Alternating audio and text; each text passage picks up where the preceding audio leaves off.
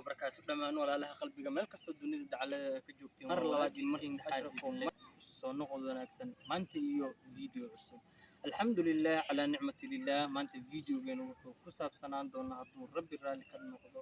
xerada Nakifaali oo maanta aan dhex taaganahay run ahaantii qofkii yaqaan ayaa yaqaan halkan waa halkii u dhow xariga ay badanaa ku abuuri jireen geedaha waa halkii laga soo gatay geedaha lagu dhiso badi guryaha ka dhisan kaamka Nakifaali so asla wada socon insha Allah ta'ala waxaan idin soo marsi doonaa meelo fara badan oo aad ku qanci doontaan adinkana kaliya laab fadlan maxaa idin ka codsanaa inta muuqaalkan u guda galin hadda channel ku cusubtaa inaad subscribe saarto like waa inoo muhiim comment-na nagula wadaag firadahaaga mahadsanid let's go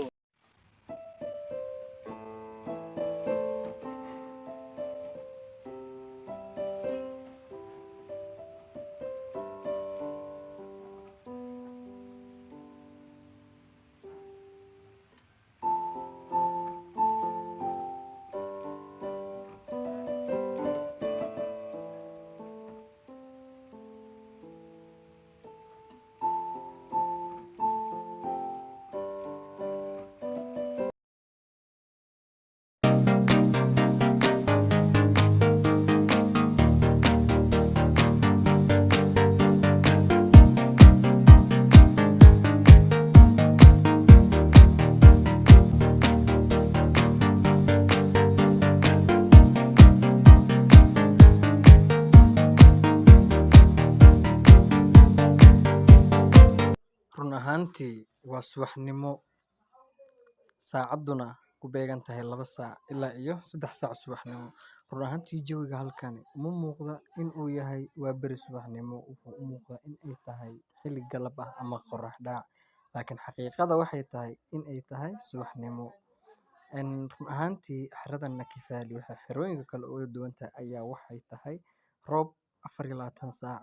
iyo kuleel isla markaas soo galaya markuu roobka dhamaado waa cajiib runaantii roob ayaa da'aya daqiiqada kadib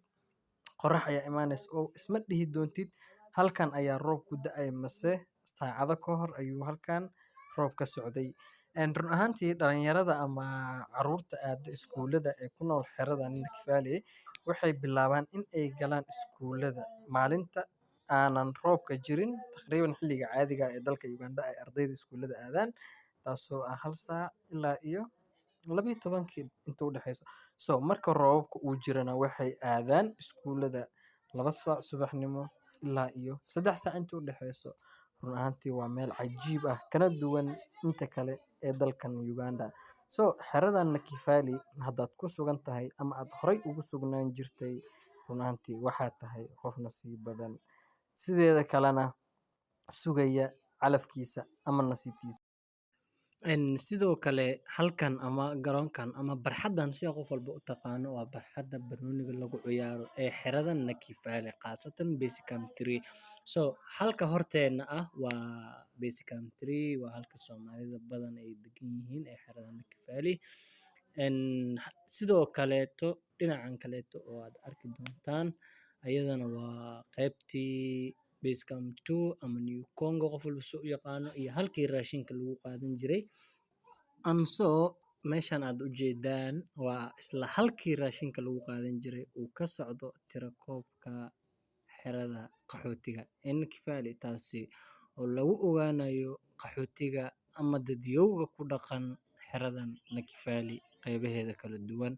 run ahaantii dadyow kala badan ama